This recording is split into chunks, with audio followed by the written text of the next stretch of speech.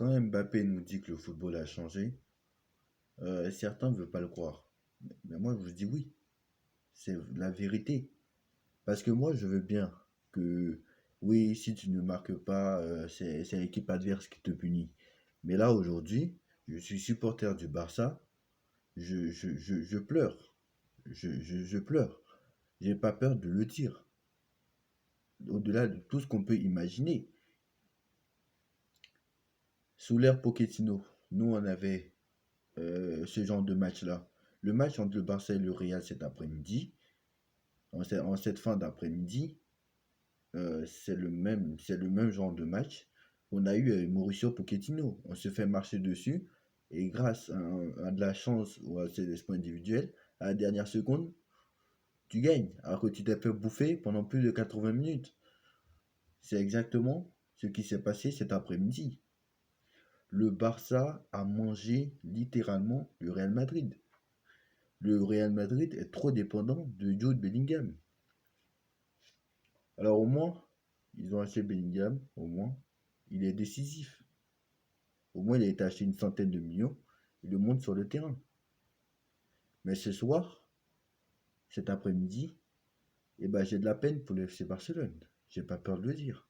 Parce que Madrid n'a pas été terrible cet après-midi. Cet après-midi, si le Barça avait été efficace, le Barça aurait dû en mettre 3 ou 4 en première mi-temps. Pas peur de le dire. Ah oui, ils n'ont pas été forcément dangereux. En première mi-temps, ils ont eu la possession de balle, ils ont contrôlé. Le Real Madrid n'avait pas à jouer, arrivait à 3 passes, n'arrivait pas à se procurer des occasions nettes. Mais la première grosse occasion nette, c'est Cavaral vers la fin de première mi-temps qui met une frappe, mais même c'est petit filet. Donc le Barça qui tape le poteau en début de seconde période.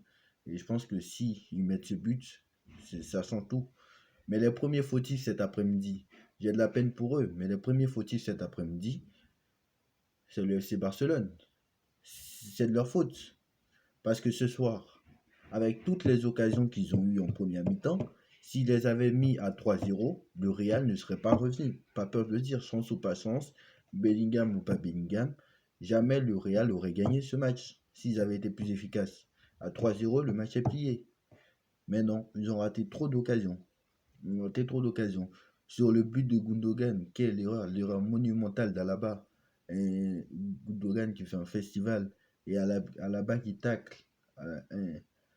Erreur d'Alaba, Chouameni qui tacle, qui veut remettre vers son gardien et ça profite à Gundogan qui marque exceptionnel. 7e minute de jeu, tu dis, et moi je savais que le Barça allait gagner. Moi je pensais que le Barça allait gagner. Hein. Vraiment, hein. Je pensais que le Barça allait les exploser 2-3-0 parce que ces derniers classicos, le Real n'a pas été exceptionnel à part l'année dernière où ils se sont imposés 4-0 mais sur une remontada et Benzema a mis un triplé en plus de ça. Donc Benzema, je me suis dit, il sera pas là.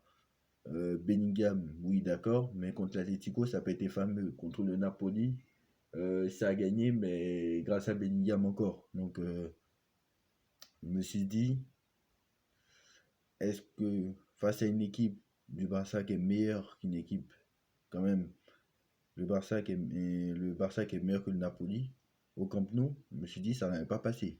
C'est une équipe quand même qui est assez solide, qui les a battus l'année dernière, pour rappel. Donc, 2 buts à 1, on s'en souvient. Donc, sur un but de Franck Kessié à la dernière seconde. Bref, c'était quand même pas compliqué. Donc, voilà. Donc, moi, je me suis dit, ils vont se faire manger.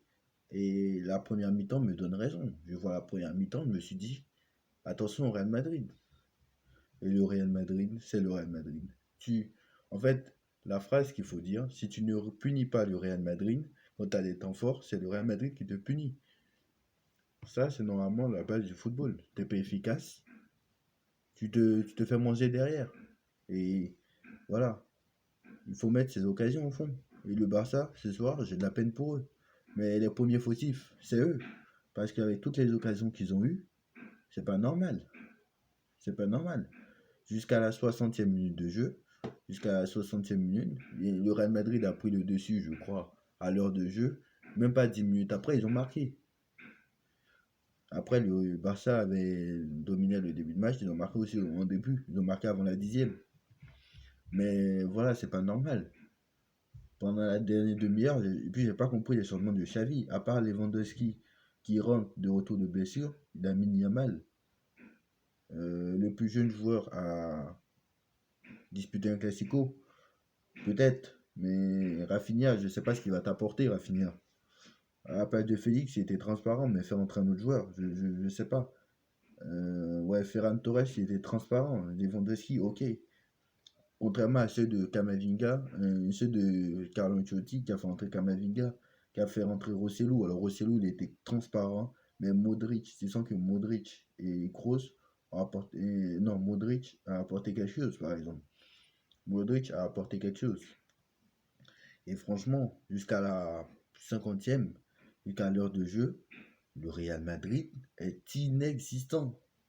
Je regarde jusqu'à la 68e, ça fait des passes, ça fait des passes. Je me suis dit, encore le Real Madrid, le Barça va a intérêt à mettre son deuxième but parce que sur un coup du sort, tu peux vite prendre un coup derrière la tête.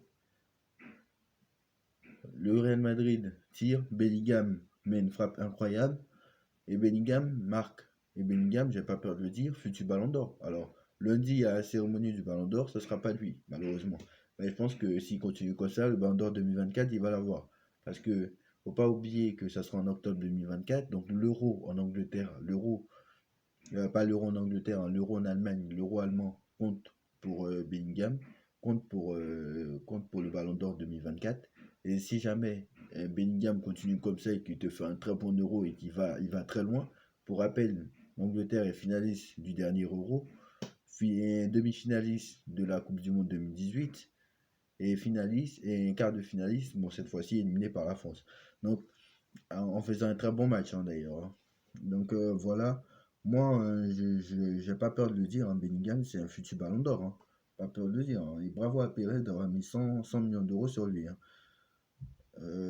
Quoi d'autre? Oui, Cavaral, moi Modric qui se loupe sur l'action du but, je pense qu'il fait même pas exprès. Modric il veut frapper et il se loupe et ça arrive dans les pieds de Bellingham. Le Real a tellement la chance, c'est-à-dire que c'est toujours depuis que Carlo Ancelotti est arrivé, c'est l'ADN du Real Madrid. Et beaucoup ont oublié ça, mais c'est vrai que voilà, c'est ce que l'Atlético a fait attention et l'Atlético a bien joué. Et l'Atlético a battu le Real Madrid, et a mis toutes ses occasions au fond. Et c'est ça qu'il faut faire avec le Real Madrid. Manchester City l'année dernière, quand ils ont battu 4-0, ils ont mis toutes leurs occasions au fond. Voilà, c'est de mettre toutes ces occasions au fond. Et le Real Madrid et le Barça a pris une bonne leçon et c'est bien fait pour eux parce que ce soir, les premiers fautifs, si le Real Madrid a gagné, c'est les premiers fautifs déjà Bellingham, bravo à lui, mais les premiers fautifs ici, c'est qui? C'est les Catalans. Parce qu'avec toutes les occasions qu'ils ont eues en première mi-temps, j'ai pas peur de le dire, ils auraient pu en mettre deux ou trois, ou quatre ou cinq. À la mi-temps, s'ils mettent au moins la moitié de leurs occasions, on va pas dire toutes les occasions, mais ils auraient pu en mettre au minimum, ils auraient pu en mettre deux. J'ai pas peur de le dire. Ils auraient pu au moins en mettre deux. J'ai pas peur de le dire. Et voilà, ils auraient pu en mettre deux. Et Bellingham, il était transparent pendant 68 minutes. Voilà, jusqu'à son but, je l'ai pas vu du match. Voilà. Si le Barça met toutes ses occasions, ça ne finit pas comme ça. D'ailleurs, le Real Madrid n'a pas cadré un tir jusqu'à la 58e. C'est quand même incroyable.